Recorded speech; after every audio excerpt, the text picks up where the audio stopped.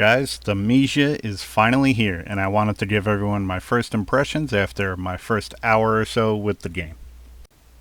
I've been able to make my way through the tutorial and a brief section of the first area so far. Like any game, the combat takes some getting used to and to string it all together and make it fluid. I have to say that the combat does start to come together pretty quickly. The combat is fast-paced and feels like Bloodborne and Sekiro in a way. More like Sekiro since you deflect attacks. As far as I've gotten, you have the ability to use plague weapons, a reaved one and a permanent one, which is unlocked shortly after the tutorial area. The reaved plague weapon is a one-time use and can be gained when you reave it from your enemies.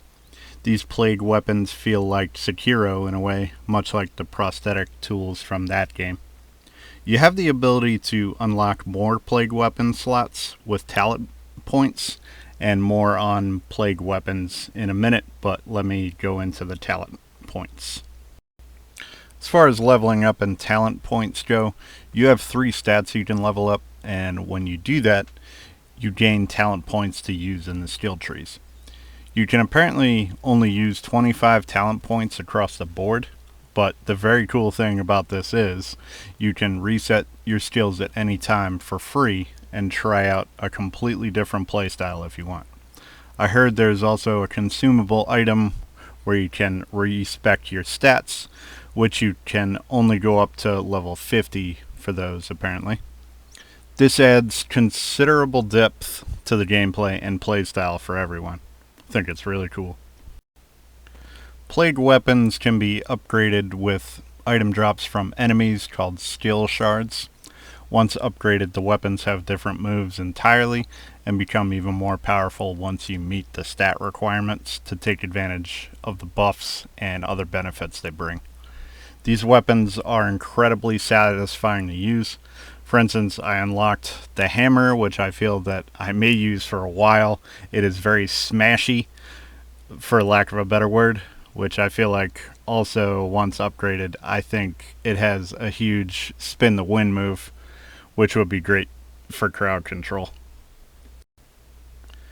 There's a potions menu in which you can increase the amount of heals you get, how effective they are, and there are recipes for buff potions as well. I believe there are also different types of healing potions to use. For instance, an instant use versus a heal over time. So to sum it up, guys, so far the game is everything I hoped for and more so. And the game is only $30, worth every penny in my opinion, and that is if you are a fan of Souls-like games anyway in general. If you're a veteran of Bloodborne and Sekiro, you're going to feel right at home here. I would definitely not recommend, however, the game to, and as an entry point into the Souls-like games. I could see players definitely struggling with that. So stay glued to the channel. I will be pumping out the Let's Play series as fast as I can. I'm really enjoying the game so far. Hope everybody's doing well. Stay tuned, more coming at you. Take care.